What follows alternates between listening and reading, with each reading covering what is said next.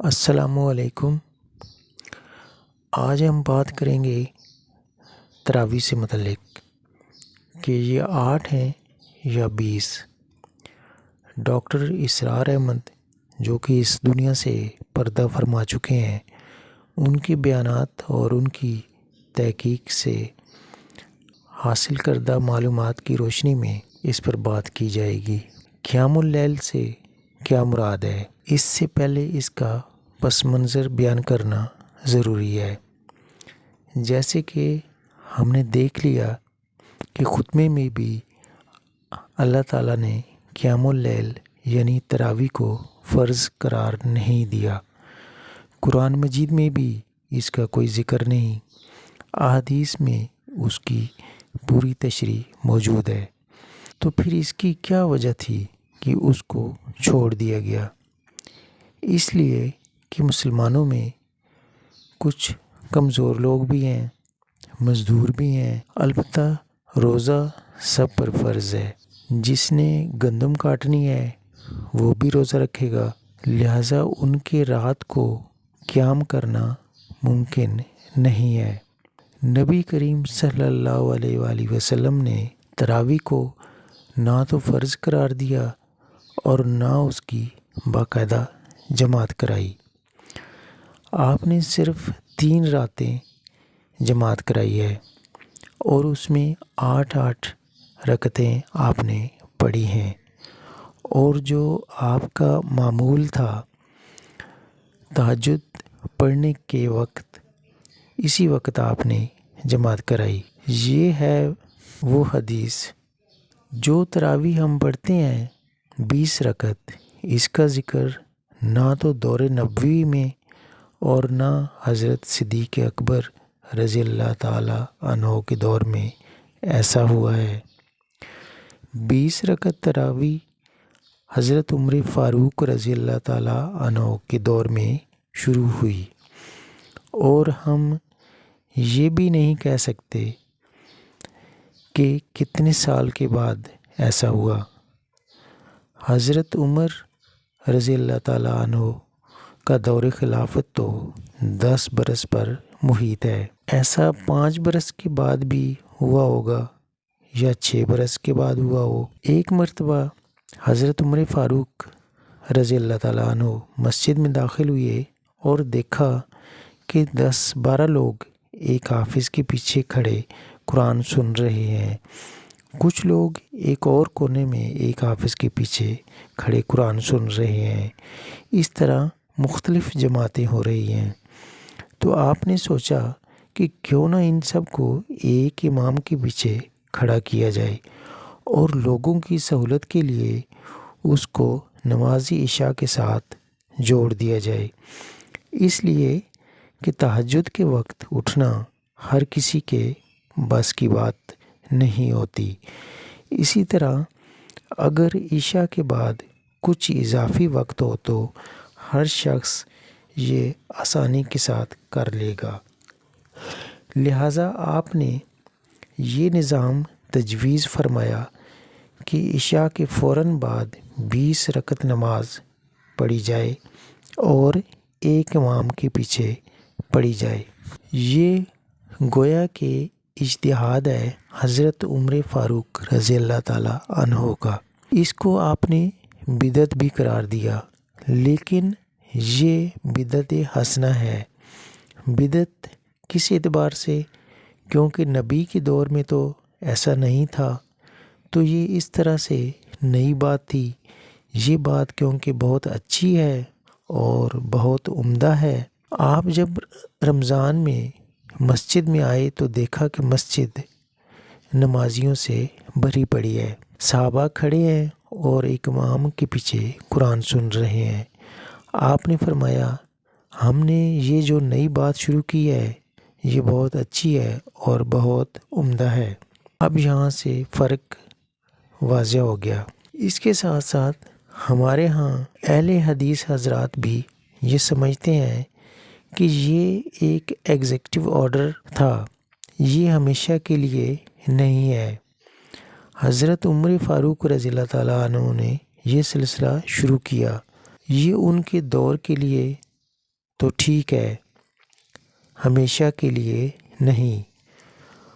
وہ 8 رکعت کے ہی قائل ہیں، لیکن بہرحال اس میں خود انہوں نے بھی اضافہ کر لیا ہے۔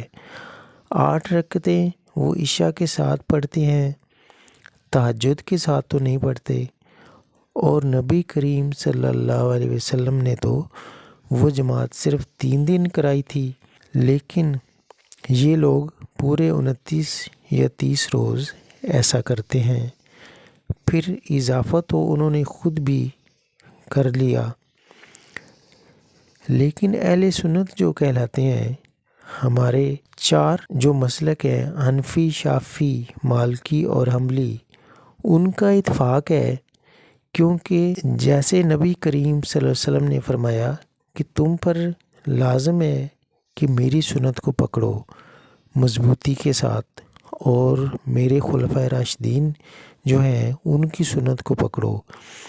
اس اصول سے یہ چاروں فقہ حضرت عمر کے جو اجتہادات ہیں ان کو پابندی سمجھتے ہیں کہ قیامت تک امت مسلمہ پر ان کی پیروی لازم ہے، لہٰذا اس پر اجماع ہے۔ اور یہاں تک کہ اس میں سب سے آخری جو مسلک پیدا ہوا ہے، زمانی اعتبار سے سب سے پہلے مسلک حنفی پیدا ہوا، پھر مالکی پیدا ہوا، پھر شافعی اور پھر حنبلی۔ اور امام احمد بن حنبل بہت بڑے محدث بھی ہیں۔ مسند احمد بن حنبل ایک بڑی اور جامع کتاب ہے۔ ان کے ہاں بھی 20 رکعت ہیں۔ حرمین شریفین مکہ اور مدینہ میں بھی جو تراویح ہوتی ہیں وہ بھی 20 رکعت ہیں، لیکن اہل حدیث حضرات 8 رکعت پر اکتفا کرتے ہیں۔ بہرحال یہ ایک اختلاف ہے، لیکن یہ جو 20 رکعت نماز جس کو پڑھتے ہیں، اس پر زیادہ سے زیادہ 50 منٹ یا 1 گھنٹہ لگتا ہے۔ اس سے قیام اللیل کا حق ادا نہیں ہوتا۔ قیام اللیل کا تو کچھ اور ہی تقاضا ہے۔ قیام کسے کہتے ہیں، یہ سورہ مزمل سے واضح ہوتا ہے، جس کا ترجمہ کچھ اس طرح ہے: آدھی رات یا اس سے کچھ کم یا 2/3 رات، یہ ہے قیام اللیل۔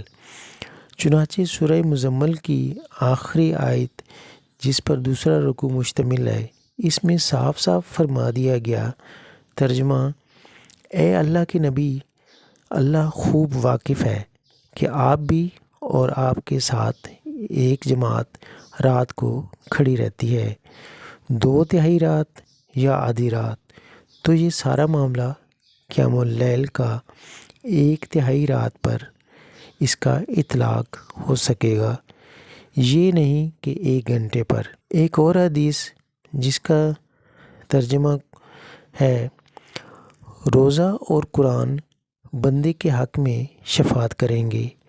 روزہ یہ عرض کرے گا: اے اللہ، میں نے تیرے اس بندے کو دن بھر کھانے پینے اور شہوت پوری کرنے سے روکے رکھا، یہ میری وجہ سے رکا رہا، تو میری شفاعت اس کے حق میں قبول فرما۔ اور جہاں تک قیام اللیل سے متعلق فرمایا گیا، اس کا ترجمہ ہے: اور میں نے اس بندے کو رات کو سونے سے روکے رکھا، تو اے اللہ، تو ان دونوں کی شفاعت قبول کی جائے گی۔ تو یہ ہے قیام اللیل صرف تراویح کی نماز سے نہیں۔ اور پھر اس وقت جو قاری کھڑا ہوتا ہے، اس کے منہ سے نکلا ہوا ہر لفظ ان کے دل میں اتر جاتا تھا، کیونکہ اس کا معنی و مفہوم وہ جانتے تھے۔ یہاں تو یہ ہے کہ پیرٹ لائک حافظ جسے خود بھی پتہ نہیں کہ میں کیا پڑھ رہا ہوں۔ حافظ کوئی عالم تو نہیں ہوتے، اور جو سن رہے ہوتے ہیں انہیں بھی کیا پتہ۔ البتہ یہ بات ٹھیک ہے کہ انہیں ثواب تو ضرور ملے گا کہ انہوں نے وقت نکالا، 1 گھنٹہ ہی صحیح محنت کی، کھڑے رہے، لیکن جو مقصد ہے وہ حاصل نہیں ہوتا۔ اس مقصد کے حصول کے لیے قیام اللیل اور اس کی مدت یا دورانیہ کم از کم 1/3 رات فرض کریں کہ ایک شخص جس کے ہاں اور کوئی انتظام نہیں ہے، کہ جیسے ہم نے انتظام کیا بڑے بڑے شہروں میں دورہ قرآن کرائے، جس میں 5 یا 6 گھنٹے لگ جاتے ہیں اور نصف شب کے قریب معاملہ چلا جاتا ہے۔ ہر 4 رکعت میں جو پڑھا جاتا ہے اس کا پہلے سے مطالعہ کیا جاتا ہے اور موٹے موٹے نکات کی وضاحت کی جاتی ہے، اور پھر کھڑے ہو گئے نماز پڑھنے کے لیے قاری صاحب کے پیچھے۔ 4 رکعتوں کے اندر پھر بیٹھ گئے اور پھر اگلی 4 رکعتوں میں جو پڑھا جانے والا ہے اس پر غور و خوض کرنا اور اس کا ترجمہ تفہیم ہو گئی تو پھر کھڑے ہو گئے۔